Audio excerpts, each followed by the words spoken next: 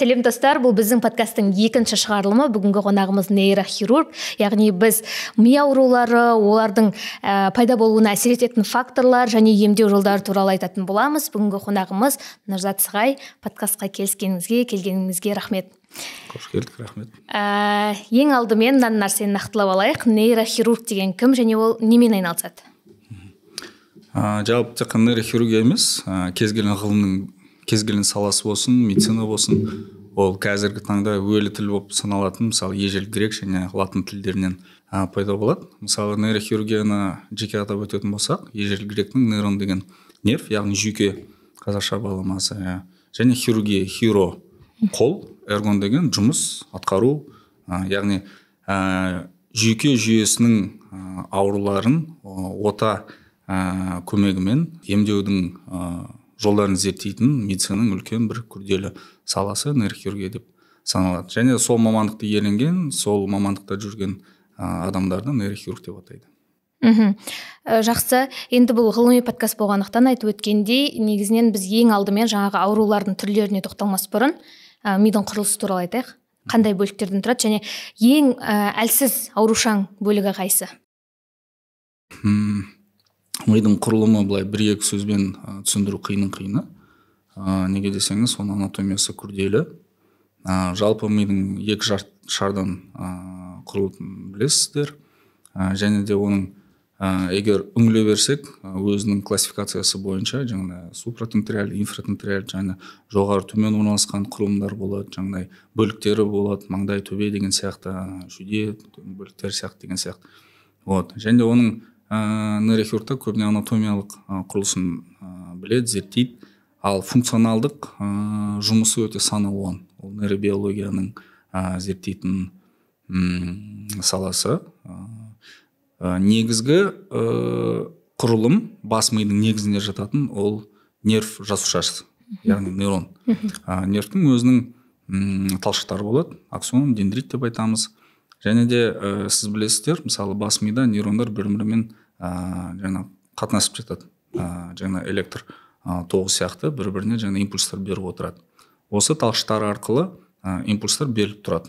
Яғни төбе жағынан, мысалы тіпті жұлынға дейін осындай импульстар ары-бері қатынап жүрмеді. Саусақтың ұшына дейін әрдайым 24/7 осындай бір байланыс болып тұрады. Негізгі екі ірі құрылым біз ажырататын ол орталық жүйке жүйесі мен шеткері, яғни перифериялық жүйке жүйесі деп бөлеміз. Орталық ол өзіңіз білетін бас ми мен жұлын жатады.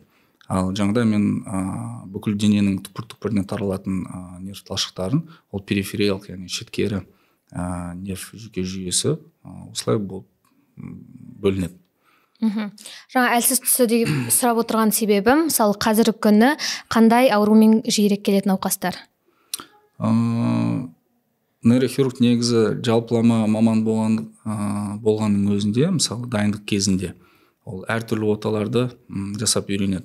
Дегенмен уже жетіліп жаңағыдай жұлмен айналысуы мүмкін, спиналды нейрохирургиямен, функционалды, яғни функционалды бұзылыстармен ауыратын науқастарды емдейтін маман, нейроонкологиямен, яғни қатерлі-қатерсіз ісіктермен айналысатын маман ретінде тамырлық нейрохирург, және де мысалы өз алдына үлкен бір ілім ол балалардың нейрохирургиясы. Яғни балаларда болған ерекше бір аурулар болады, солармен айналысатын мысалы балалардың нейрохирургтері.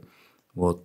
Ол айтайын дегенім, бас мида енді біреусі күшті, екіншісі осал дейтін аймақтар негізі болмайды. Сондықтан да оны бөліп шығарып, мыналар жиі кездеседі, мыналар сирек кездеседі деп болмайды. Әрбір өзінің нейрохирургтың тармағында жиі кездесетін аурулар да болады, және де аздау, пайыздық үлесі аздау кездесетін аурулар болады. Ал жалпылама алатын болсақ, олардың түрлері өте көп. Әсіресе қазір қатерлі ісік пен қатерлі емес ісіктердің саны артып кетіп бара жатыр деген ақпарат бар. Сол неге және оған мысалы әсер ететін факторлар не? Енді ол жөнінде болжамдар өте көп. Негізгі болжам әрине адамдар өмір сүру ұзақтығы ұзарып кетті. Мысалы егер бұрындары ежелгі Рим дәуірін алатын болсақ, мысалы орта ғасырларды болсақ, 30-ға мысалы жеткен адамдар уже кәдімгідей жаңағыдай егде тартқан кісілер болып саналатын. Себебі өмір ұзақтығы өте қысқа болды. Қазіргі таңда мысалы 70-ке 80-ге жеткен адамдармен ешкім таңғалдыра алмайсың. Мысалы жапондар қарайтын болсақ, 70-тегі адамдар оларға жас болып көрінеді. Сондықтан да онкологтардың осындай бір әзілі бар. Кез келген адам өзінің рагына ертелі кешегір ұзақ өмір сүретін болса, рагына жетеді деген сөз. Ол қалай, не себепті түсіндіріледі? Әр секунд сайын қазіргі таңда біз мысалы сұхбатта отырғанның өзінде біздің денемізде мыңдаған мысалы мутациялар жүріп жатады. Олардың бәрі қатерлі ісікке алып келеді деген сөз емес. Себебі иммунитет бар, олардың жоққа шығаратын мысалы эволюциялық механизмдер бар. Дегенмен әрбір жас өте келе ағза қартайған сайын бұл мутациялардың мысалы бақылаудан тыс шығып кетуіне факторлар өте көп. Сондықтан да қарт адамдарда жаңағыдай әртүрлі созылмалы аурулардың көп көрініс беруі содан деп ойлаймын. Қатерлі ісіктердің сол себепте. Вот. Сондықтан да онкологтар айтады ғой, бәріміз де ертелі кеш рактан мерт боламыз, егер сол ракқа жетіп алсақ деген сияқты. Сол әзіл содан шыққан. Өте қызық және қорқынышты. Осы қатерлі ісікті мысалы емдеу үшін, адам өзінің бойында организмінде қатерлі ісіктің болғанын білу үшін қандай уақыт аралығында тексеріліп отыру керек, егер бар болу қаупін сезіп білу үшін? Бірінші кезекте, егер тұқым қуалайтын мысалы кез келген адам өзінің мысалы тұқымда осы ата-бабаларында, әке-шешесінде егер қатерлі ісікке шалдыққан адам барын білетін болса, ол жаңағыдай группа риска дейді ғой, яғни қауіп қатерінің группасында автоматты түрде бар деген сөз. Ол міндетті түрде сол кісіде қатерлі ісік пайда болады деген сөз емес, но бірақ ден қойып жаңағыдай ерекше назар аудару керек деген сөз. Яғни генетикалық тұқым қуалайтын онкологияның бір фактор ретінде онкологияда ондай түсінік бар. Мысалы өзіңіз білесіздер, Анджелина Джоли, мысалы шешесі де сүт безінің обырынан қайтыс болып кетті. Сондықтан да ол жаңағыдай ген мутациясын өзінде де тапқан. Яғни бұл ген мутациясы аналық без дейді ғой, аналық без ісігі мен сүт безінің ісігіне жауапты мутациялар. Сол себепті ол жаңағы өзінің сүт бездерін және де аналық бездерін алып тастаған кезінде. Енді бұл радикалды болып саналады. Оны біздің күнделікті практикада ол кездесе бермейді онкологтарына. Ол яғни бірден барып жаңағы сол мутация тапқаннан кейін бірден жаңағы барып сүт безінен, аналық безінен айырылу деген сөз емес. Просто ол адамдарда жаңағыдай қаралу, тексерілу жиілігі жиірек болу керек. Және де бізде дүниежүзілік денсаулық сақтау ұйымы, мысалы олардың скрининг программалары бүкіл мысалы сол жүйеге кіретін елдерде жиі кездеседі. Мысалы бізде маммография, сүт безін мысалы әйел кісілерде ең жиі кездесетін мысалы обыр түрі, соларды мысалы тексерту. Және де ол скрининг мысалы бағдарламасына кірмейтін өкпе флюорографиясы дейді, немесе рентгені, немесе аз дозадағы КТ өткізу, яғни дер кезінде ұстап қалу, сол жұмыстары. Және де мысалы колоноскопия, яғни тоқшектің зерттелуі. Кейбір адамдарда мысалы қуық асты безінің обырын дер кезінде ұстап қалу үшін кей кезде мысалы простат арнамалы жаңа антигенді қан анализінен көру. Және де күнделікті мына рутин дейді ғой, мысалы күнделікті үйреншікті бір жылда мысалы қан анализдерін, өзінің мысалы жалпы қан анализінде қандай өзгерістер барын, биохимиясы қандай өзгерістер жасап тұру үшін ешкім мысалы қол байлап жатқан жоқ қой. Оның үстіне қазір мысалы жиі-дау шақыратын ОСМС дейді ғой, ол бойынша мысалы бәрі тегін жасауға болады. Сондықтан да кей кезде мысалы адамдар өзін кей кезде уақыт болмайды, жалқаудың ертең деген сияқты. Немесе ауырғанын күтіп жүреді бәрі. Немесе менталитеттің де психологияның да үлесі өте зор. Себебі біздің өкінішке орай біздің отандастарымыз кей кезде мысалы жанына батпайынша қаралуды білім бір дөрекілік деп санай ма, білмеймін, дәрігерге келу өте қиындау. Енді осы қатерлі ісікті емдеу жолдарына тоқталсақ, мысалы ота арқылы және білеміз гамма пышақ деген техника бар, сол арқылы емдеу басталды. Қайсысы қалай емдеу жүреді және осы операциялардан кейін, отадан кейін адамдардың өмір сүріп кету ар жағында ықтималдығы артып келе жатыр ма әлде қалай? Бұл жерде нақты ажырата білу керек. Онкология ол жалпы тек қана қатерлі ісіктерді ғана зерттемейді, қатерсіз ісіктерді соның ішіне кіреді. Бізде мысалы психологиялық сондай біріне ловушка дейді ғой, тұтқынға жиі түседі науқастар. Сізде онкология дегеннен кейін олар бәрі жаман ауру, пәле ауру деп айтады қазақтар, қазақи терминдермен. Сөйтіп қорқып жаңағыдай қаралмай кетеді. Ол білуге лайықты нәрсе, себебі ісіктер тек қана қатерлі бола бермейді, қатерсіз ісіктер де бар. Олардың әрине болжамалық, мысалы өмір сүру ұзақтығы өте ұзақ, егер дер кезінде табылып, дер кезінде жасалатын болса.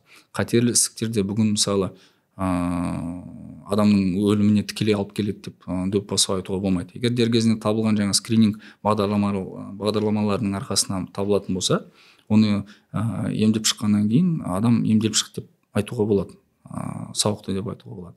Ал егер мысалы 3-4 стадия ауысып кеткен, мысалы қиын жағдайдағы аурулар болатын болса, соған қарамастан онкологтардың бүгінгі таңда 5 жылдық, 10 жылдық, 15 жылдық мысалы өмір сүру ұзақтығы ол ешкім таңғалдыра алмайды. Неге десеңіз, қазір күнделікті медицина орнында тұрған жоқ.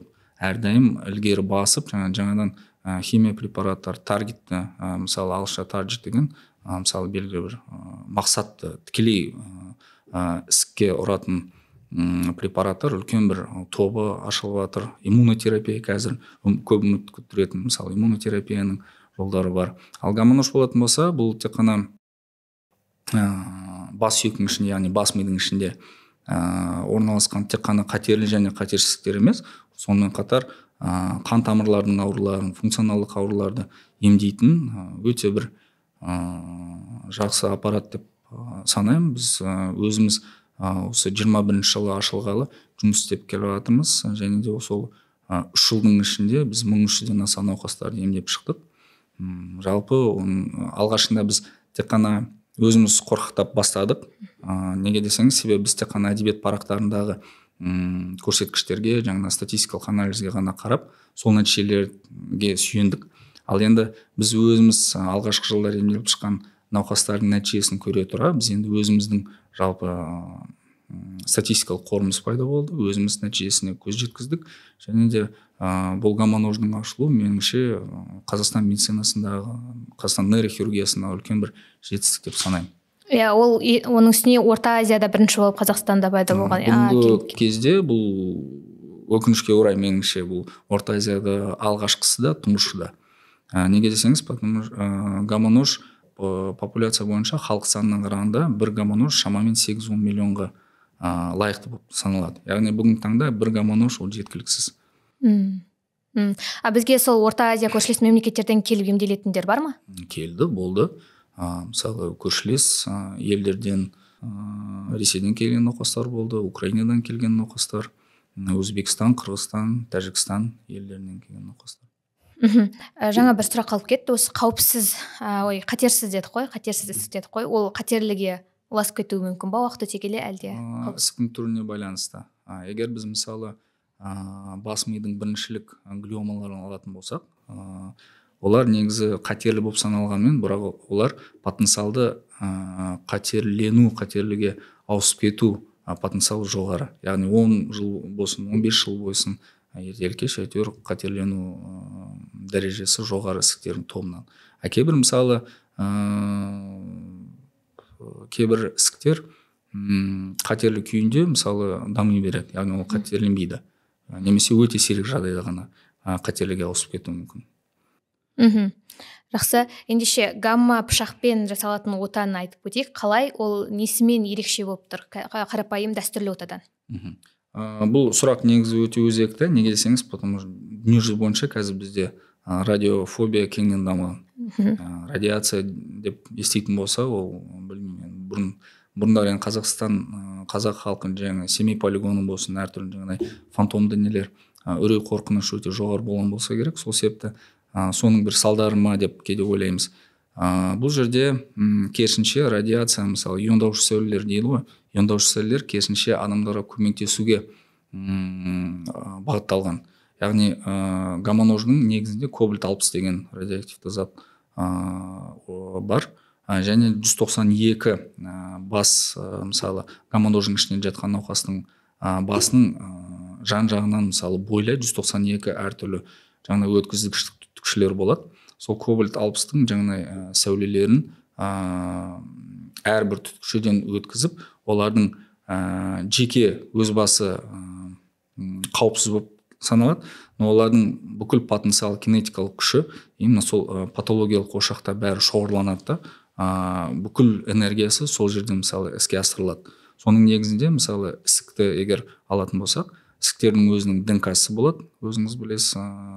Бұл яғни өсуіне жауап беретін, өсуіне жауапты жаңағыдай материал, яғни көбеюіне түрткі болатын материал. Сол ДНК-ны бұзғандықтан ісіктің өсуі тоқтайды. Яғни біз оны бақылау астына алуға жақсы бір мүмкіндікке ие боламыз соның нәтижесінде. Егер біз қан тамырлық патологиялар, мысалы фистулаларды және артериовенозды мальформацияларды айтатын болсақ, ол кезде тамырлардың ішіндегі жаңағыдай қабыну үрдістерін тудырады, жаңағы күйдіру мәселесі гамма-нождың есебінде. Сол қабыну тамырлар кемерінің жаңағыдай тарылуына алып келеді біріншіден, және де қанмен қамтамасыз етілуін нашарлатады. Яғни уақыт өте келе ол ісіктің қоректік несі де бұзылады, қорек келмей қалады. Ал егер қан тамырлық патология болатын болса, ол өздігімен жаңағыдай тамырлары жабылып, сөйтіп көлемі кішірейіп, мүлдем мысалы жоғалуы мүмкін. Ондайда. Но бірақ бір ерекшелігі гамма-нождан кейін егер қан тамырлық патологияларды алсақ, оларды бақылау уақыты өте ұзақ. 3-5 жылдан одан артық. Гамма-нождың, гамма пышақтың көмегімен адамның бас сүйегін қозғамай, терісіне тимей операция жасалады ғой, сонда операция. Бірақ неге оны тек қана осы гамма пышақ арқылы емдемеске, неге дәстүрлі медицинамен әлде емделіп келе жатыр? Себебі әрбір айла тәсілінің өзінің шектеулері болады. Көрсеткіштері болады, қарсы көрсеткіштері. Сол себепті біз кез келген науқастарды ала бермейміз. Неге десеңіз, әрбір науқастың ауру тарихы ол консилиум негізінде шешіледі. Операция жасау керек па, жоқ әлде тікелей жаңағыдай гамма-нождың көмегімен жасаймыз ба, жоқ әлде жай бақылауда қалдырамыз ба, солай шешіледі кешенді. Гамма-нождың өзінің ерекшелігі бар, себебі дозасы өте жоғары. Егер біз бәрін мысалы үлкен кең ауқымды құрылымдарды үлкен дозамен күйдіретін болсақ, сәйкесінше біз күйік шалдыру дейді, қарапайым тілмен, үлкен дозамен сәулелік некроз немесе сәулелік асқынуларды шақыру мүмкіншілігі көбейе түседі. Сондықтан да өзінің бір шектеулері бар. Көп жағдайда 3,5 сантиметрден аспау керек негізгі бұл көрсеткіштері. Және де басқа да факторлар бар, тек қана біз көлеміне қарамаймыз. Сол факторлардың бәрі егер лайықты болатын болса, әрине біз гамма-нож жасаймыз. Егер белгілі бір факторлармен гамма-нождың қаупі тым жоғары болатын болса, онда біз дәстүрлі операцияны науқасқа операция жасау керек деп түсіндіреміз. Осы гамма пышақ туралы ізденген кезде маған қатты ұнады, техниканың жетістігі деп айтуға болады ғой. Бірақ бұл тек қана мидың қатерлісігіне ғана арналған. Мүмкін бұл онкологтарға қойылатын сұрақ шығар, дегенмен сұрағым келіп тұр. Неге мысалы басқа жердегі қатерлісіктерге әлі күнге дейін бұндай техника пайда болмай тұр? Жоқ, ол мұндай техника дамымады деп айтуға болмайды. Неге десеңіз, бірінші егер алдымен гамма-нож жауап берейін. Гамма-нож көбісі жаңа көп науқастар өзіңіз сияқты айтады, неге мысалы өкпе обырына немесе басқа асқазан обырына неге гамма-нож қолдануға болмайды деп өзінің бір сол бір кемшілігі деп сөйтіп санайды. Біріншіден, егер тарихқа жүгінсек, сол гамма-нож ойлап тапқан кісі ол швед нейрохирургы Ларс Лексел деген кісі. Ол нейрохирург болғандықтан ол тек қана сол миға байланысты ауруларды зерттеуге соны жасап құрған аппаратурасы. Ол яғни жаңағыдай өкпе ісігін емдеуді, мысалы асқазан ісігін емдеуді ойлаған жоқ. Ол тек қана сол бас миға, нейрохирург болғаннан кейін әрине өзінің саласын ойлайды ғой. Вот. Ал мысалы жалпы онкологияда мысалы ішкі құрылымдарды емдейтін кейбір нұш мысалы бар, жаңа линейный ускоритель дейді, солар мысалы кең ауқымды аппаратура өте жақсы. Олардың және даму сатылары да бір орында тұрып қалмаған, жыл сайын олар дамып келе жатыр.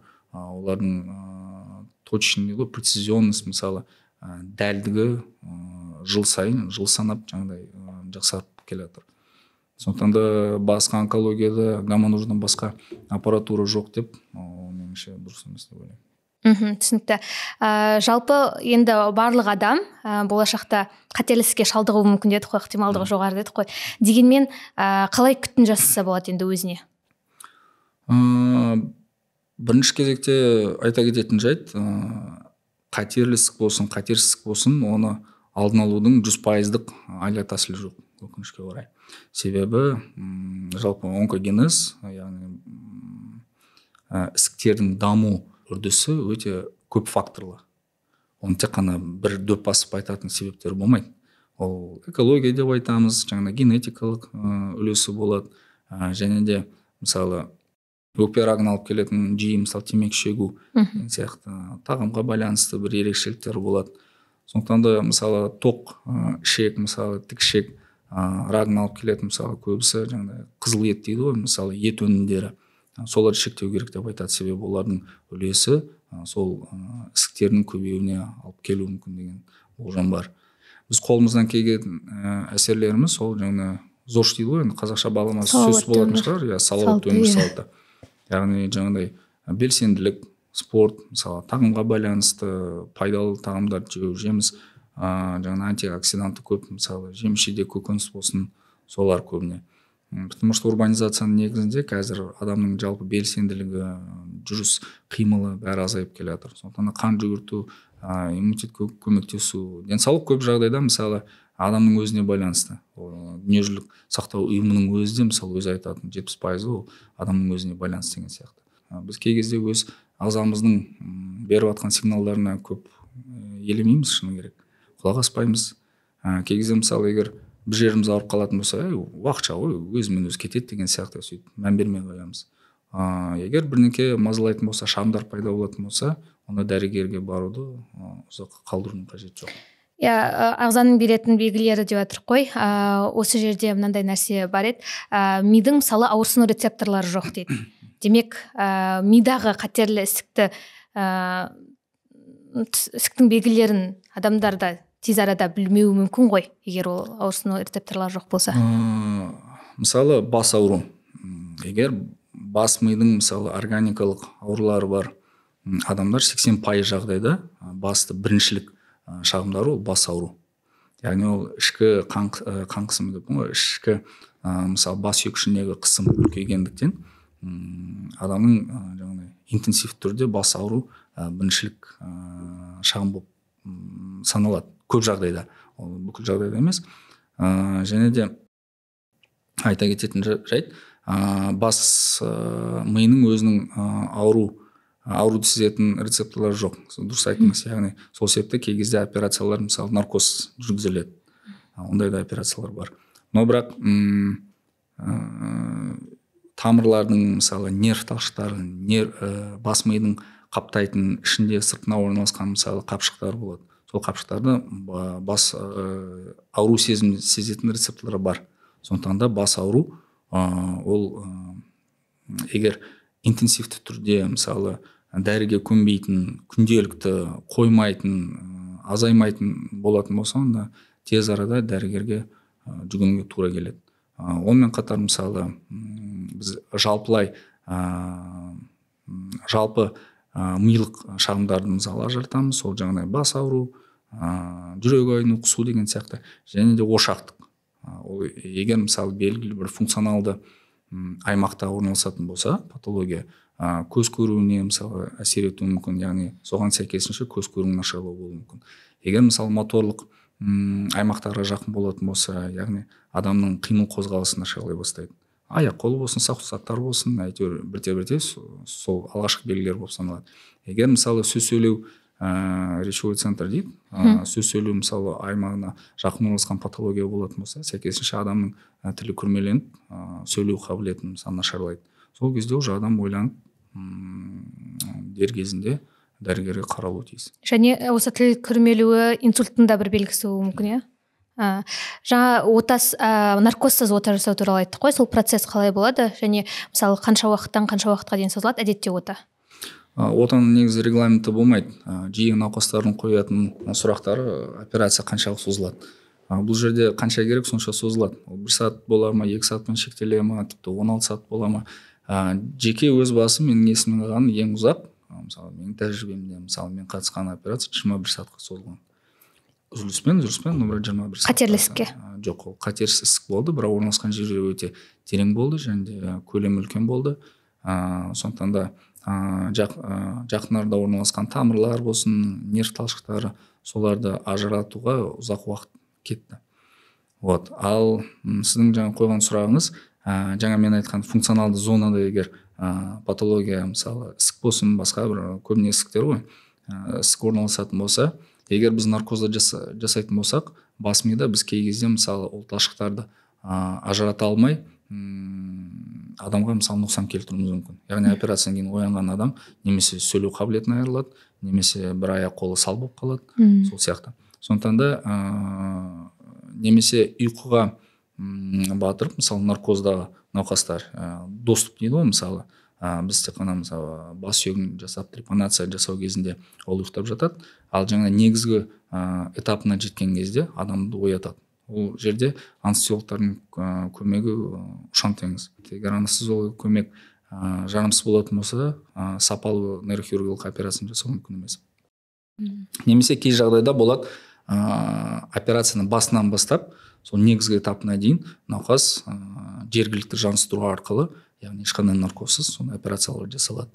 Мәселен, жаңа өзіңіз атап кеткен гамма-нож кезінде біз наркоз қолданбаймыз, өте сирек жағдайда. Егер науқастың бір психикалық ауытқулар болатын болса, яғни ол командаларын орындамай, тыныш жатпай деген сияқты, оны кішкене седациялау, тыныштандыру мақсатымен жеңіл желпі наркоз берілуі мүмкін. Немесе кішкентай балдарда, әрине кішкентай балдар мазасыз болады, жатпайды, сол кезде наркоз. Сонда сіздер команданы орындамау дегенде, сонда ота барысында науқаспен сөйлесіп? Әрине. Өте қызық. Ендеше қатерлі ісік туралы айттық қой, инсульт жаңағы туралы айтайықшы. Қазір инсульттың саны да өте көбейіп кеткен, оның үстіне балалардың арасында да инсульт бар. Оның себебі неде? Ол рас, жасарып келе жатыр. Бірақ дегенмен исключение дейді ғой, жалпылама мысалы ережелерден бір тыс шығатын өзгеше бір нелі факторлар болады. Бірақ көбіне негізгі факторлар инсультке алып келетін ол әрине жас, яғни егде тартқан кісілерде жиірек кездеседі. Ол бір, екіншіден тағы бір алып келетін фактор ол артериалдық гипертензия, яғни қан қысымы жоғары болу. Және де мынау кең ауқымды, кең спектрдегі мысалы алдын алу шаралары қолданылып жатқанына қарамастан, бүгінгі таңда мысалы өлім жітім пайыздық үлесін алғанда жүрек қан тамыр аурулары бірінші орында дүниежүзі бойынша. Бұл профилактиканың жақсаруына байланысты, қаншама әртүрлі сан алуан операциялардың енгізілуіне байланысты, препараттардың мысалы фармакологияның түрлі түсті препараттарының енгізілуіне қарамастан, өкінішке орай бүгінгі таңда бірінші кезекте сол өлім бойынша медицинада құрылымдық пайыздық үлесінде жүрек қан тамыр аурулар бірінші кезекте. Сондықтан да 45-тен 50-ден мысалы асқан науқастарды егер гипертензиясы, транзиторлы ишемиялық атака дейді, яғни нышандары, инсульттың алғашқы белгілері нышандары, егер жоғары қан қысымы болатын болса, ол дәрілерді түсіретін дәрілерді, мысалы қан қысымын, қан сұйылтатын дәрілерді дер кезінде өткізбей уақытысымен ішіп тұру қажет. Сол кезде ол уже дәлелденген нәрсе инсульттың болу қаупін күрт азайтады. Мысалы 55-тен асқан науқастарда инсульт кездесу қаупі 2 еселенеді. Мысалы әр 10 жыл сайын 2 еселеніп тұрады. Сондықтан да экологияның мүмкін әсері бар шығар да көбірек. Көбіне оған негізі мен келіспес едім. Неге десеңіз, бәрібір қанша дегенмен адамның жасына байланысты. Жаңа біз айттық қой, егер онкологияда өзінің рагына мысалы жасымен жететін адамдар болатын болса, бұл жерде де инсульт. Бұл шын мәнісінде үлкен жетістік. Медицинаның заманауи жалпы өркениеттің. Мысалы 70-ке, 80-ге, 90-ға жеткен қаншама адамдарымыз бар. Но бірақ сонымен қатар адам жас өте келе тек қана даналығын, ақыл есін ұштай бермейді. Сонымен қатар созылмалы ауруларды күрт көбейеді. Бірақ балалардың арасындағы инсульт туралы айтпай кеттіңіз ғой. Бар. Бұл негізі қан құйылу, ишемиялық мысалы инсульттер біз ажыратамыз, немесе қан құйылумен жүретін инсульттарды ажыратамыз. Егер қан құйылуды алатын болсақ, бұл тек қана инсульт жалпылама сөз ғана, жаңағы термин түсіндіретін. Оның себептері сан алуан. Мүмкін балада туа пайда болған мысалы васкулопатиялар, яғни қан тамырларының өзіндік мысалы қабынуға үйір мысалы аурулары болуы мүмкін, яғни жарылуына алып келетін. Немесе қан тамырларының функционалдық жеткіліксіздігінен пайда болатын қан құйылулар болады. Немесе туа пайда болған ақаулар болады. Кей кезде жаңа мен айтып кеткен аневризмалар болуы мүмкін, жаңа мальформациялар, соларда жарылып инсульттарға алып келуі мүмкін. Сондықтан да бәрін жалпылама бір топқа ығыстырудың, тықпалаудың қажет жоқ. Себептері санаулы болуы мүмкін. Ал егер біз кәдімгі мысалы қан құйылу немесе ишемиялық инсульт алатын болсақ, негізгі жаңа мен атап кеткен ол егде тартқан жас, қауіп факторы және де артериалды гипертензия. Қосымша аурулары қант диабеті мысалы, олардың мысалы тамырлардың жұмыс істеуіне, тамырлардың мысалы қабырғаларына теріс әсерін тигізеді, яғни оның жарылу қаупін күрт жоғарылатады. Осындай факторлар негізі өте көп. Сондықтан да алдын алу инсульттің ол да қиынның қиыны. Бірақ жаңағыдай айтқандай салауатты өмір салты, жаңағыдай дәрілерді дер кезінде қабылдау, ол инсульттің кездесу мүмкіншілігін күрт азайтады. Миға қан құйылу туралы айтып кеттіңіз ғой жаңа. Бір мынандай нәрселер бар, естіп жүреміз ғой халықтың ішінде, мысалы төбелесте немесе бір соққы алғаннан, үйге келіп жатып қалғаннан кейін ертесіне оянбай қалатын. Бірақ ешқандай аурудың сесі білінбеген. Осы жағдайдың қан құйылуымен миға қатысы бар ма? Не үшін оянбай қалуы мүмкін? Мысалы бір тамыр жарылды делік, кішігірім. Бірақ ол өздігінен мысалы қан тоқтамаса, бәрібір уақыт өте келе жаңағыдай оның көлемі ұлғая береді, және сол аралықта науқас мысалы өзінің аурушаңдығын білдірмеуі мүмкін. Сол себепті мысалы келіп жаңағыдай ұйықтап немесе даже белсенді жүргеннің өзіне уақыт өте келе бір өзгерістер пайда болған қоршаған адамдары соған назар аударады.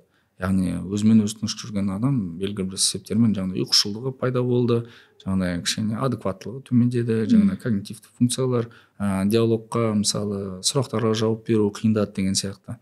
Вот. Ол не дегеніміз? Жаңағыдай қан гематома дейді ғой, енді қан көбейген сайын бас миында ығыстыру, қысу, жаншу күші де ұлғая түседі. Соған қарап кей кезде мысалы светлый промежуток дейді, адам шынымен жаңағыдай жарақаттан кейін өз-өзіне келіп жаңағыдай қалыпты, бәрі жақсы деп үйіне кетіп қалып, кейін нашарлап жатқан жағдайлар болып тұрады. Сол себепті нейрохирургтар әсіресе мына экстренный шұғыл түрде шұғыл нейрохирургияда кезекшілікте жүретін нейрохирургтар оны біледі, және де олар мысалы керекті мысалы диагностикалық құралдардың КТ болсын, жаңағыдай әртүрлі инструменталды зерттеу нәтижесінде олар мысалы болжамалы түрде айта алады, бұл науқасты ауруханаға жатқызған жөн, немесе бұл кісілерді мысалы шығарып жіберіп жаңағы амбулаторлы емдеуге болады деп өздері не қылады. Ондай шынымен рас, ондай жағдайлар болып тұрды, нейрохирургтар оны біледі, және де соған қарап шұғыл нейрохирургияда міндетті түрде компьютерный томография жасайды науқастарға. Яғни қазіргі жағдайын және болашақтағы жағдайын болжамдау үшін шараларды қолданады. Дегенмен ондай кездесіп тұрады. Ал ми шайқалуына келсек, бұған негізі көп адамдар өздері үйде осылай бастау өстіп жіберіп емдеп жібереді ғой ата-анамыз. Бірақ оның да қауіп қаупі бар ма? Болашақта мысалы ісікке әкелуі мүмкін ба деген сияқты. Ми шайқалу деген сотрясение ғой. Иә, сотрясение мозга. Ми шайқалу негізі ол бас ми жарақатының жеңіл түрі болып саналады. Және де ол функционалды қалпына келетін. Яғни ол өзінің органикалық бір көріністері болмайды. Мысалы компьютерная томография, магнитно-резонансты томографияда санның өзінде ешқандай бір өзгеріс таба алмайсыз. Ол ультра жаңағыдай микро жаңағыдай тіпті жасушалардың негізінде немесе олардың бір талшықтарының негізінде өтетін бір функционалды өзгерістердің салдары. Сіз оған көз жеткізе алмайсыз. Тек қана клиникалық симптомдарына қарап, мысалы жүрек айнуы мүмкін, бас ауруы мүмкін деген сияқты.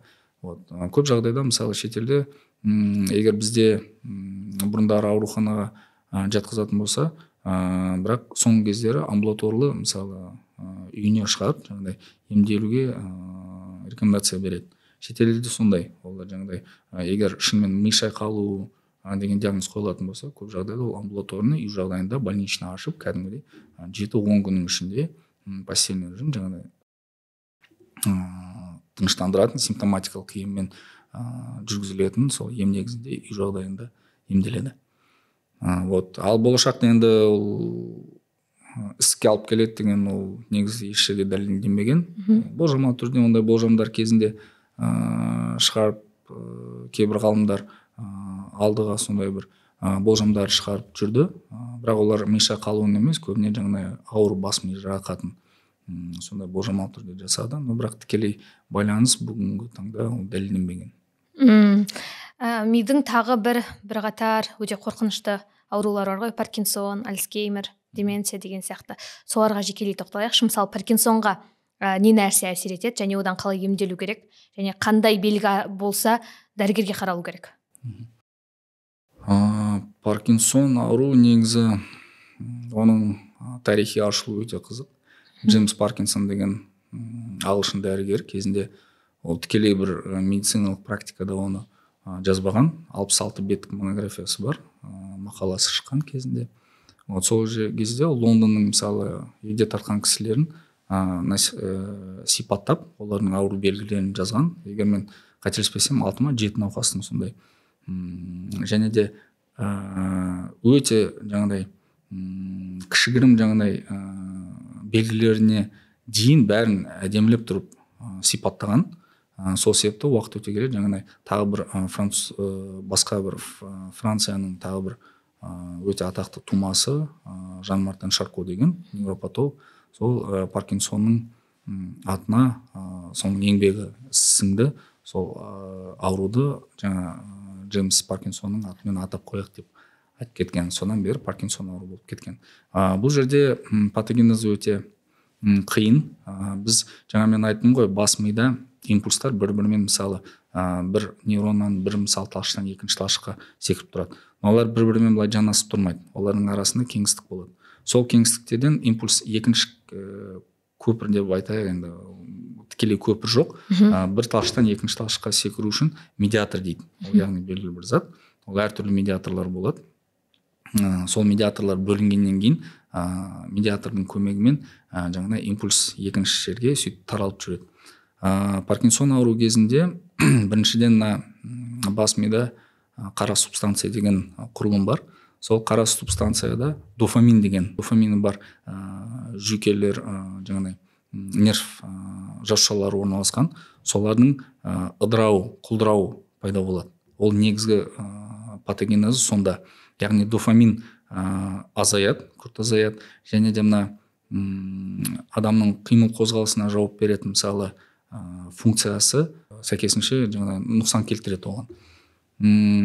Және де бұл нерв жасушаларында синуклеин деген белок пайда болады. Яғни нәруыз. Ол қалыпты жағдайда енді оның кездесуі бар, но бірақ дәл осындай формада, дәл осындай құрылымда кездесу ол нормаға жатпайды, ол физиологиялық түрі емес. Сол себепті бұндай науқастарға сәйкесінше бірінші кезекте назар аударатын, мысалы Паркинсон ауруына шалдыққан адамдардың қимыл қозғалысы нашарлайды. Мнемоникалық бір ереже бар, БТР деген, БТР білеміз, мысалы армияда кездесетін БТР, бронетранспортер бар ғой, бірақ БТР мысалы студенттерге сөйтіп түсіндіреді. Есте жақсы қалу үшін паркинсон ауруын негізі былай БТР брадикинезия, яғни қимыл қозғалысының амплитудасының азаюы, жаңағыдай нашарлауы, баяулауы деген сияқты. Тремор, яғни қалыпты жағдайда сілкілдеп, яғни дірілдеп тұрған күйі, саусақтарының, қолдарының болсын. Деген ригидность, ол яғни бұлшықет тонусының жоғары болуы. Сол негізгі симптомдар солар. Қосымша симптомдары да бар, енді ол мамандарға тиесілі клиникалық белгілері, ол жаңағыдай кең көрермендерге ол керек емес деп ойлаймын. Но негізгі сол БТР. Паркинсон ауру кезінде леводопа деген дәрі ашылған кезде ол шынымен революция болып саналды. Себебі леводопаның көмегімен бұл науқастар ұзақ жылдар бойы ешбір жаңағыдай өмір сапасын енді әрине қалыптыға қарағанда сәл төмендеу, но бірақ бұрынғы күйді ұстап тұру, кездесетін күйін мысалы жақсартуға көмектесті. Бірақ ұзақ жылдар бойы бұл созылмалы аурулы ғой. Сондықтан да бірақ ұзақ жылдар бойы леводопаны қолданып келген науқастарда кез келген дәрінің өзінің побочный эффекттері дейді ғой, сол теріс әсерлер көріне бастады. Біз бүгінгі таңда мысалы дүниежүзі бойынша мысалы стадияларды егер бөлтейтін болсақ, мысалы 3-4 стадиядан бастап нейрохирург бұл командаға қосылады, және емдеу командасына. Себебі мұндай науқастарға операция жасауға мүмкіндік болады. Көбіне жаңағыдай ол стимуляциялық, деструктивті емес, стимуляциялық операциялар жасалады. Яғни DBS дейді, Deep Brain Stimulation, ол яғни терең мысалы бас ми құрылымдарын стимуляция жасау, яғни дофаминнің көбірек бөлінуіне алып келетін операциялар. Олар жасалады, біздің центрде жасалады, Қазақстан бойынша басқа ауруханаларда жасалады. Және де сол паркинсон ауруы кезінде альтернативті, егер мысалы ашық түрде операция қарсы көрсеткіш болатын болса, гамма-ножада мысалы функционалдық операция ретінде сол паркинсон ауруына эссенциальный тремор болсын, паркинсон ауруы болсын, гамма-ножда қолдануға болады. Мен осы туралы оқыған кезде паркинсон туралы көбінесе әйел адамдарға қарағанда ер адамдар көбірек шалдығады деді. Не үшін? Оған білмеймін, енді әртүрлі болжамдар айтылады. Мүмкін ер кісілердің жаңа токсикалық мысалы әсерлерге жиі шалдығуынан болар ма, кім біледі, болжамдар әртүрлі.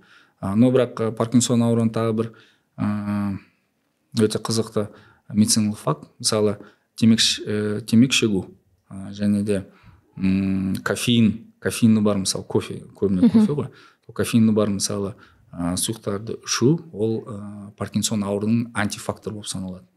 Яғни бұл науқастарда жаңа паркинсон ауруына сиректеу кездеседі. Но бірақ жаңа көрермен жаңа дәрігер темек шегу керек, соны қолдап жатыр деп ойламау керек. Себебі егер темек шегетін болса, ол көбіне өкпе рагын алып келуі мүмкін.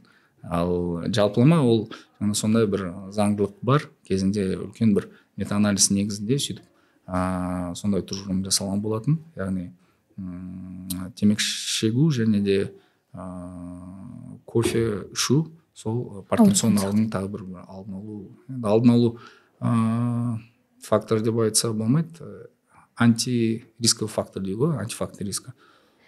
Мынадай гипотезалар айтылған жоқ па? Мысалы эмоцияны көбірек шығармайтындықтан мүмкін жаңағы кофе ішу арқылы, темекі шегу арқылы ер адамдар мүмкін ләззат алып бір деңгейде, сондықтан шалдықпауы мүмкін. Ондай да болжамдар жасалды, бірақ дөп басып айтатын оның себебі табылмаған.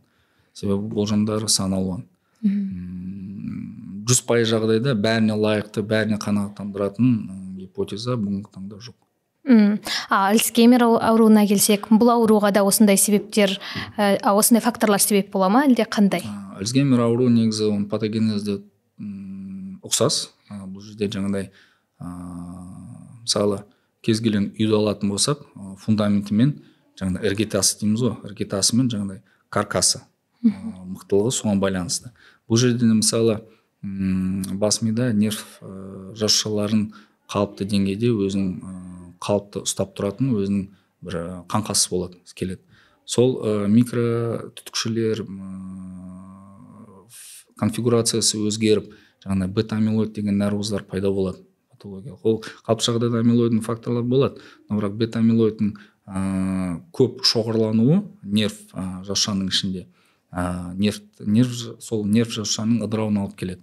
Альцгеймер ауру көп жағдайда жаңағы ол да жасарып келе жатыр деп айтады, бірақ негізі ол егде тартқан кісілердің негізі ауруы. Ол да мысалы Альцгеймер ауруына мысалы өмір сүріп келді деген сөз деген сияқты. Вот. Альцгеймер ауру нейрохирургияның нейрохирургиямен зерттелетін ауру болып саналмайды, себебі ол жерде операциялар жасалмайды. Көбіне ол нейробиологиялық және неврологиялық ауру болып саналады. Яғни неврологтардың нейродегенеративті аурулармен айналысатын неврологтардың үлесінде бұл ауру. Сондықтан да нейрохирургияда Альцгеймерді біз кездесе бермейміз. Жалпы деменция деген диагноз ол ауыр диагноз. Оны қою үшін сан алуан психикалық тесттерден, жаңағы когнитивті функцияларын зерттейтін тесттерден өту керек. Себебі оны бет алып жаңағы адамның несіне қарап деменция деген диагноз қою дұрыс емес. Ал бұл аурулардың барлығынан да айығуы мүмкін ба? Өкінішке орай Паркинсон ауруы, Альцгеймер ауруы да 100% емдейтін айла тәсіл жоқ. Олардың жаңағы клиникалық көріністерін, науқастың өмір сапасын жақсарту мақсатымен қолданылатын ем-дом ғана өмір сүруіне, ұзақтығына оң әсер ететін дәрілер қабылдау негізгі мақсат сол. Операцияңда мысалы Паркинсон ауру кезінде қолданылатын операцияда ол радикалды емге жатпайды. Тек қана сол өмір сапасын жақсарту мақсатымен жасалған оталар.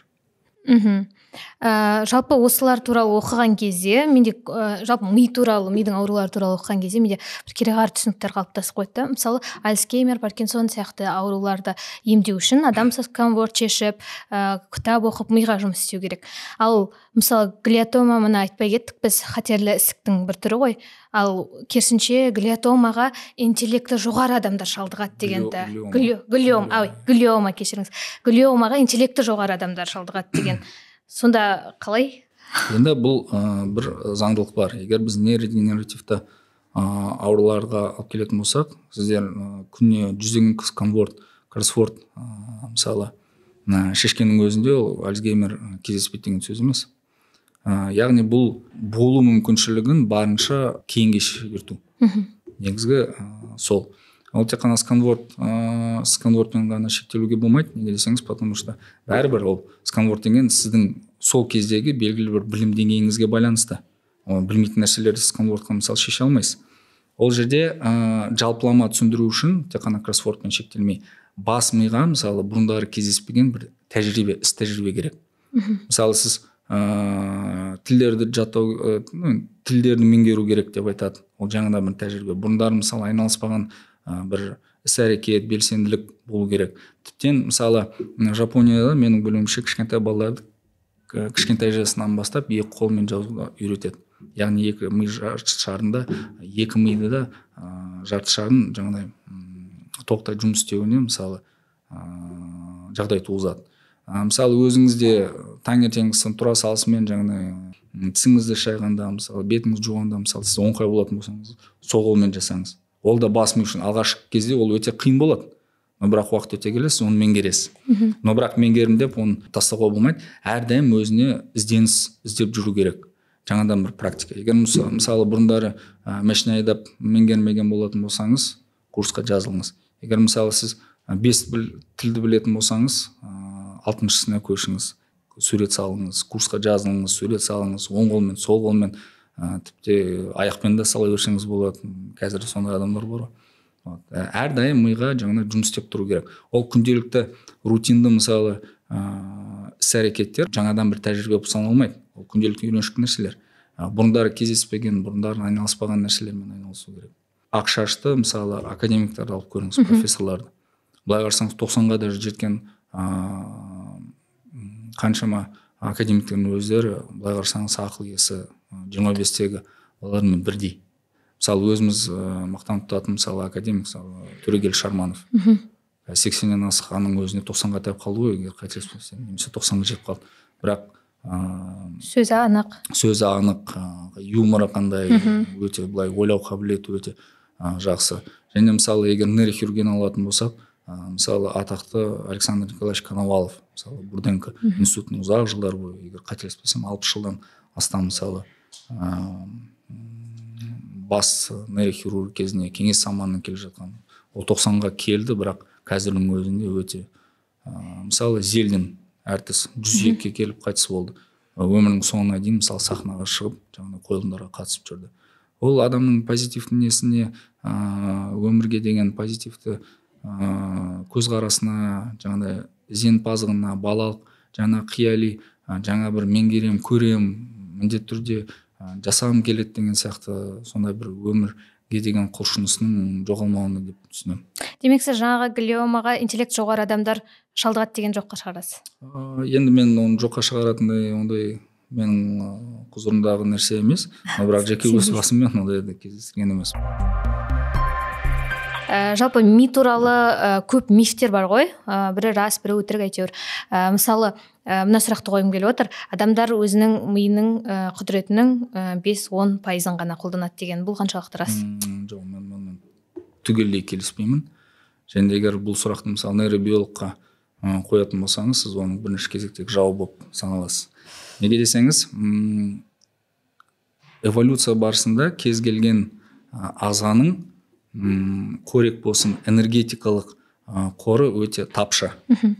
Ол қазіргі таңда біз мысалы 20-21 ғасырға жетіп қана, және қазір кигеніміз көк, жегеніміз тоқ деген сияқты сондай деңгейге жетіп тұрмыз. Ал мысалы егер тарихи эволюцияға қарайтын болсақ, антропогенезге мысалы әрдайым жаңағыдай тапшы болатын. Егер мысалы аң аулап жаңағыдай тамақ алып келетін болса, бүгінге ас бар деген сөз. Кей кезде адам өлімі де ғажап емес, себебі тамақ ішпегендіктен. Сондықтан да бас мида жұмыс істемейтін мүше жоқ. Егер ондай болатын болса, орыстар нахлебник дейді ғой, паразитирующий образ жизни, мысалы паразиттер. Мысалы түк істемей, но бірақ тамақ жеп отырған құрылымды ми, жалпы ағза кешірмейді. Егер жұмыс істемейтін болса, онда міндетті түрде ол атрофияға ұшырайды. Мысалы ұзақ жылдар бойы мысалы қол сынды делік, науқастың гипсте жүрді. Мысалы гипсін шешкеннен кейін қолын екеуін салыстыратын болсаңыз, жаңа бұлшықеттер бәрі семіп қалды, себебі жұмыс істемеді. Бұл жерде сондай бас ми мысалы тіпті адам іштеңке ойламай жатқан кезде де, мысалы түнде ұйықтап жатқан кезде де, мысалы магнитті резонанс томографияны жасап жататын болса, жаңа вспышкалар дейді ғой, әртүрлі деңгейде мысалы шығып тұрады. Мысалы бүгін сіз мен үміттенемін, жаңа бір өзіңізге бір жаңалық ашып менің айтқанымнан бір жаңа бір фактілер егер меңгерген болатын болсаңыз, бүгін шаршап шалдық үйге барасыз, ұйықтайсыз түнде. Сол кезде егер миыңызды магнитті резонанс томографияға түсіретін болсақ, сол жерде сіздердің жаңағыдай әртүрлі аймағына жаңағы вспышкаларды көресіз. Мысалы бүгінгі айтқан впечатление дейді ғой, бүгінгі айтқан мысалы факторларды сіз ұйықтап жатқан кезде миыңыз не көрдім, не білдім деген нәрселерді, ол қайсысы керек, қайсы деректің керек емес, қайсы мусорға жіберу керек деген сияқты сондай бір өзінің жұмысын атқарады. Және де сіз мысалы ұйықтап жатқанда сіз оны ойламайсыз ғой, сіз ойланбай мысалы демаласыз. Жүрегіңіз жұмыс істейді, ішкі құрылымдарыңыз жұмыс істейді. Оның бәріне жаңағыдай реттеуші болып отырған бас миыңыз. Сіз оны ойланбайсыз. Сіз қазір мысалы менімен сөйлесіп, бірақ сіз тыныс алуыңызға мысалы жауап бермейсіз. Ішкі мысалы құрылымдарыңыз жұмыс істеуіне ешқандай әсеріңіз жоқ. Оны бас ми өзі жаңағыдай реттеп отырады. Сондықтан да сіз ұйықтап жатқанда да сіз мысалы тыныс алуды доғармайсыз ғой. Жүрек соғысыңыз доғармайды. Оларды мысалы реттеп отыру керек. Соған реттейтін мысалы аймақтар түнде мысалы белсенді болады. Кейбіреулер күндіз мысалы демалып жатады. Сондықтан да ол 24/7 ол ешқашан да тоқтамайтын нәрсе. Және нейрохирург ретінде мысалы айтатыным, егер 5-10% ғана жұмыс істейтін болса, 90% сонда керек болмай тұр ғой, онда нейрохирургтар операцияны жасағанда микроскоп қолданбай бәрін қопарып сөйтіп операция жасайтын еді. Ал шын мәнісінде ол зергерлік жұмыс. Себебі жаңағы сапер сияқты миллиметр солға, миллиметр оңға ол науқасқа нұқсан келтіруіңіз мүмкін. Оны мүгедек қылуыңыз мүмкін. Себебі бос аймақтар, ештеңкеге жауап бермейтін жаңағыдай аймақтар ол жоқ мида. мидың жаңағы эмоцияға осы жаққа қарай ауысып келе жатырмыз ғой енді. Қай бөлігі эмоцияларға жауап береді, және мысалы амигдала деген түсінік бар, бөлік бар, сол қалай жұмыс істейді? Енді амигдал, кейбір нейробиологтар айтады, амигдал мысалы миндаль тәрізді, жаңағыдай кезінде бұршақ деймін, баламасының миндалевидный тело, миндаль тәрізді зат. Көбінесе айтады, эмоцияларға жауап береді. Но бірақ эмоция дегенде негізі бұл самай бөлігінің ішкі құрылымда, яғни тереңде орналасқан құрылым болып саналады. Кезінде мүмкін секцияларда ежелгі ғалымдарға шынымен де жаңағы амигдалдың түрін есіне түсірген болар, ол жағын білмеймін. Но бірақ солай атап кетті. Ол да ықылым заманнан келе жатқан атауы. Либидо дейді ғой, мысалы жыныстық қатынасқа деген құлшыныс, соған жауап береді. Және де үрей қорқыныш орталығы болып саналады амигдала. Және де жағымсыз эволюциялық тұрғыда сіз мысалы басыңыздан кешірген бір жағымсыз бір обстоятельстволар болды. Келесіде сіз мысалы сол кісіге жоламайсыз, немесе сол тағамға жоламай, бір уланып қалған мысалы тағамға жоламайсыз. Сол бір предохраняющий жаңағыдай амигдал жаңағыдай екінші рет жаңағыдай сол жағымсыз тәжірибеге тап болмасын деген сізді ұстап тұратын әрдайым бір орталық болып саналады. Но бірақ дөп басып эмоция тек қана осыған байланысты деп айтуға болмайды. Себебі кей кезде мысалы нейрохирургтар біледі, самай бөлігін түгелмен алып тастайтын кездерде болады. Мысалы эпилепсия кезінде, әртүрлі операцияларды, жарақат кезінде, ісік кезінде. Но бірақ адамның эмоциялық тұрғыда еш өзгерістер пайда болмайды. Сондықтан да оны тек қана дөп басып жаңағыдай бір нүктені көрсетіп, мынау осыған жауап беретін орталық, мынау осыған жауап беретін орталық деп айтуға болмайды. Бас ми өте күрделі құрылым. Бір-бірімен қаншама талшықтар бір-бірімен араласып жатыр. Тіпті бір жүйке жасушасы өліп кеткеннен кейін екіншісі оның қызметін жартылай өзіне алуы мүмкін. Сондықтан да сіздер мысалы айтады ғой, ұзақ өмір сүру үшін әрдайым жаңа мен айтып кеттім, өз-өзіне адам деген қосымша білім, біліктілік, қосымша бір тәжірибе әрдайым үйрену керек. Соған бір үйір болу керек. Ол жерде жаңа нервтер қайтадан пайда болмайды, но бірақ олардың сапалы құрылымы жақсара түседі. Жаңа мен айттым ғой, синапстар, ол яғни талшықтардың бір-бірімен көршілес жанасуы, сондай байланыстардың күрт көбеюінде. Ол кезде жаңағыдай тым белсенді мысалы балалық шақта дамып келеді. Сондықтан да кішкентай балдарға барынша жаңағыдай тілдерін меңгертіп, оның өте жаңағыдай бас миын сапалы біліммен толтыру әке-шешесінің парызы деп ойлаймын. Жақсы, рахмет. Рептильді ми дегенге тоқталғым келіп тұр.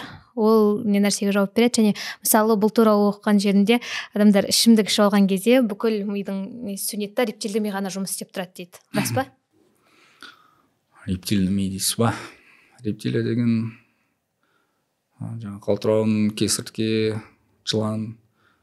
Егер қателеспесем, егер зоология сабақтарын есіме қалған бойынша, бұл жорғалаушылар ғой. Жорғалаушылардың миы. Негізі бұл дәстүрлі ғылымнан кішкене алшақтау термин. Неге десеңіз, бұл популярны қалай айтса болады? Танымал, мысалы психологияда, немесе масс-медиада, бұқаралық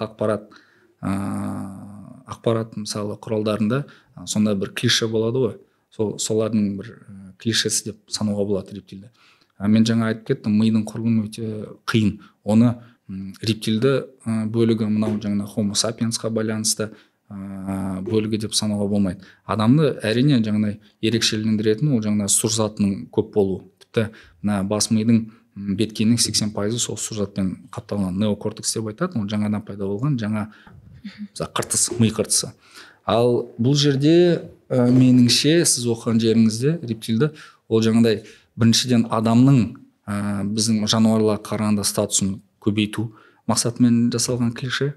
Себебі және де адамның кей кезде мысалы түбіне жетіп, кей кезде мысалы басқа сыймайтын әртүрлі криминалдық болсын, басқа бір жағымсыз жаңалықтарды біз кей кезде естіп төбе шашымыз тіке, бұл қалай адам баласы мұндайға қалай барды деген сияқты. Вот сол кезде сондай бір жағымсыз әрекеттерін қалай айтса болады, енді ақтау деп айтуға болмайды, ақтауға мүмкін жасалып жатқан нәрсе. Негізі рептилді, егер бұл теория негізі бір кездері танымал болды, ол нейробиологияда болды, бірақ бүгінгі таңда ол негізі жалған ғылыми түсінік болып саналады. Рептиль деген ол мысалы негізі инстинкттерге белгіленген жаңа іс-әрекеттер. Ол жаңағыдай ұрпақ қалдыру, тамақ ішу деген қорғаныс. Сол неокортекс деп айттым ғой, адамның мінезіне, мінез құлқысын, жаңағыдай когнитивті жоғары психикалық қабілеттерін мысалы жоққа шығарып, адамның жануар ретінде жаңағыдай өз кейпін паш ете түсетін сол алкогольдің әсерінен деп сол ақталу үшін жасалып жатқан клише.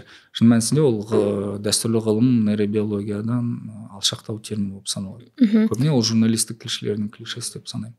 Жақсы, рахмет. Тағы бір ми туралы, мүмкін миф, мүмкін шындық. Оң жақ жарты шар сол жақтағы органдармен тікелей байланысты, керісінше сол жақ оң жақтағылармен деген. Яғни адамның оңқай болуы мен солқай болуының осы миға қатысы бар ма? Әрине бар.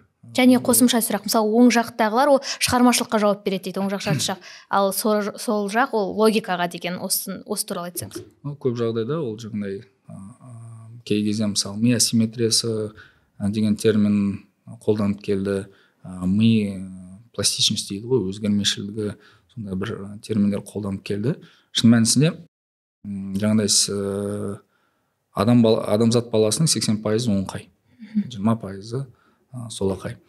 Ол бірақ тек қана соған байланысты деп айта алмаймын. Шын мәнісінде де мысалы сол жақ жарты шардан шығатын талшықтардың көбісі мына жұлынға ауысар алдында 80-85% қарама-қарсы жаққа ауысады.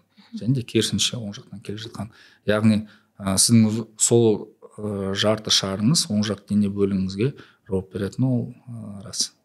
Сол себептен жаңа невропатологтар даже инсульт кезінде мысалы, немесе жарақат кезінде, немесе ісіктің өсу кезінде, егер мысалы оң жағында мысалы белгілі бір өзгерістер табатын болса, сәйкесінше топикалық түрде оның шамамен қай жерде орналасқанын жаңа патологиялық ошақтың тауып біледі, тәжірибелі невропатолог. Сол себепті шығар неврологияның негізгі бір символы десе болатын шаны ол балғақша.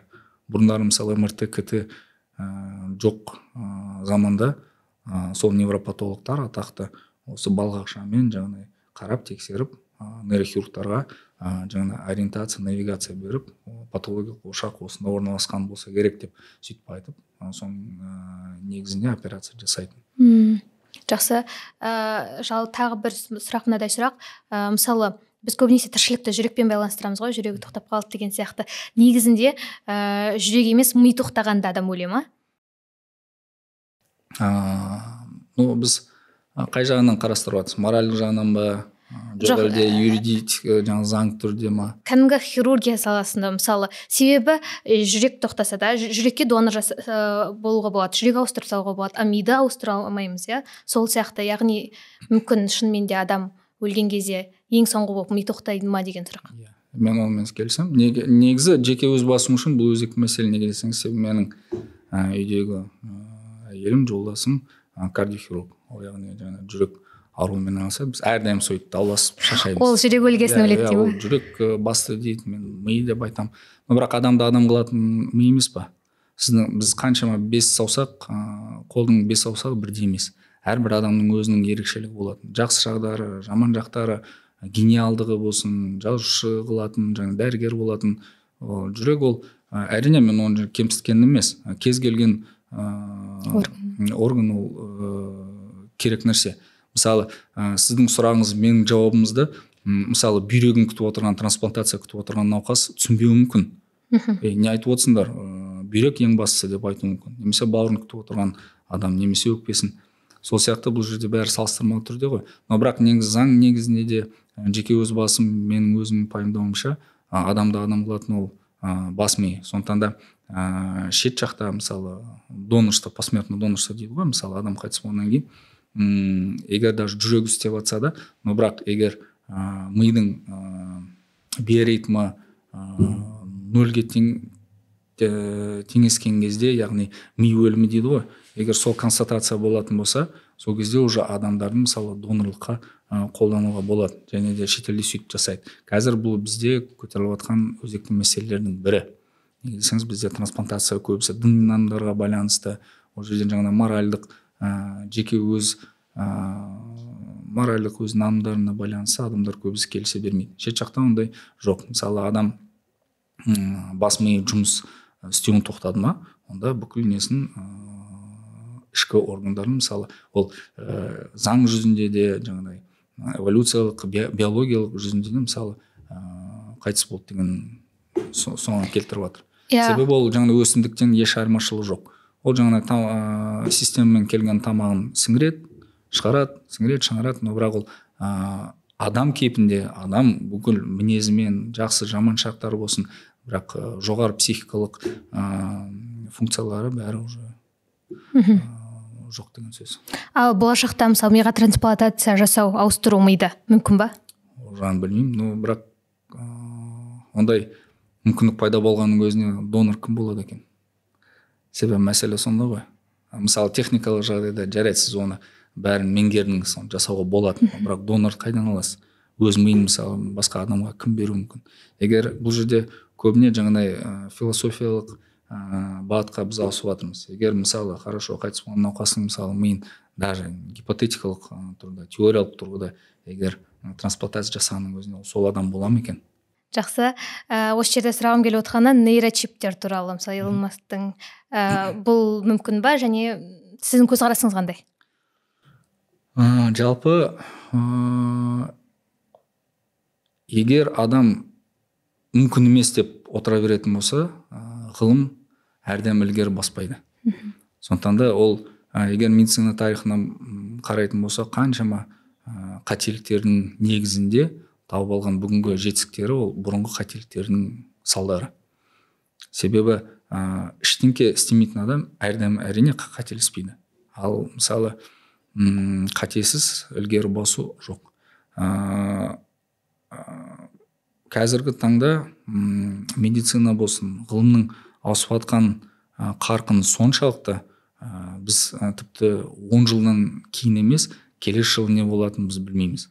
Жаңағыда Илон Масктың нейрочиптеу жасап жатқандарына мен негізі жеке өз басым қолдаймын. Егер этикалық комитеттерден бәрі аман есен өтіп, жаңағыдай нұқсан келтірмейін, но бірақ адамның 100% аюына алып келмесе де, но бірақ өмір сапасына оң нәтижесін тигізетін айла тәсілдер табылатын болса, мен оны екі қолмен қолдаймын. Күшті. Окей. Жаңа айттық қой мидың өлімі туралы. Комаға түсіп кету мен мидың өлуінің арасында айырмашылық бар ма? Ұқсастық айырмашылық? Әрине. Кома ол қайтармалы. Комаға мысалы бас ми жарақаты, кей кезде мысалы дәрігерлер жасанды комаға, яғни миға келтіретін теріс әсерлерді жоққа шығарудың амалын тауып, искусственный кома дейді, жасанды комаға алады. Ол нейропротективті мақсатпен, яғни миды қорғау мақсатымен жасалып жатқан нәрсе. Команың негізі 3-ші стадиясы терминалды комасы бар. Әрине ол жерде енді леталдық 100%-ға жетеді. Оны енді шамалап, болжамдап, жаңа ми өліміне алып келсе болады. Ал жалпы кома мен ми өлімі екі түрлі термин. Ми өлімі ол жаңағыдай тек қана нейрохирург қана шешім қабылдамайды. Ол өзінің протоколдары бар. Сол протоколдар бойынша бәрін өткізіп, электроэнцефалографиясы бар, жаңағыдай бас миның сол ми өлімі тәрізді жағдайлар болып тұрады. Соған алып келетін кейбір дәрілер болады. Солардың бәрін жоққа шығарғаннан кейін нақты уже белгілеп, жаңағыдай аритмия, бас миының шын мәнісінде жаңағыдай жұмыс істеуі тоқтат, сол документалды расталғаннан кейін ми өлімі деген диагноз қойылуы мүмкін, смерть мозга. Сондықтан да кома мен ми өлімі әрине ол екі түрлі термин, бір емес. Балалар сәби туған кезде басында еңбегі болады, бөлтілдеп тұратын. Сол қандай қызмет атқарады, және оған қауіп бар ма? Дұрыс емес, оқыс қимыл істеп қойған кезде? Енді кез келген сіздерге болашақта подкастқа акушер-гинеколог шақыратын болсаңыздар, босану кезінде кесір тілігін айтып тұрған жоқпын, кәдімгі физиологиялық. Ең басты, ең жауапты момент ол сәбидің, нәрестенің басының шығу. Себебі егер сәбиді көз алдыңызға елестететін болсаңыз, оның денесінің қыруар бөлігі бас алып тұрады, ең үлкен бөлігі. Кейін потом уже денесі үлкейе түсе, бас кәдімгі жаңағыдай пропорцияға келеді. Себебі бас мидың дамуы ерекше тез өтеді, және де осы кішкентай кезінде даму қарқынды болады. Табиғаттың жасап жатқан несі, заңдылығы сондай. Алдымен бас ми қаттаймайды. Жаңағыдай бас мидың сыртындағы бас сүйегі ол шемшік түрінде болады. Яғни ол үлкен еңбек пен кіші еңбек болады. Олар бір-бірімен бітіспейді, себебі бас мидың кішкене жаңағыдай кеңістік беру керек. Бас ми үлкейіп келеді ғой. Сол кезде уже әбден жаңағыдай жетілгеннен кейін қалыпты жағдайда, физиологиялық жағдайда сол шеміршектер сүйектеніп, жаймен бір жас толғанда бұл үлкен еңбегі қатаю керек. Бір көп болса енді 1,5 жаста балада. Вот.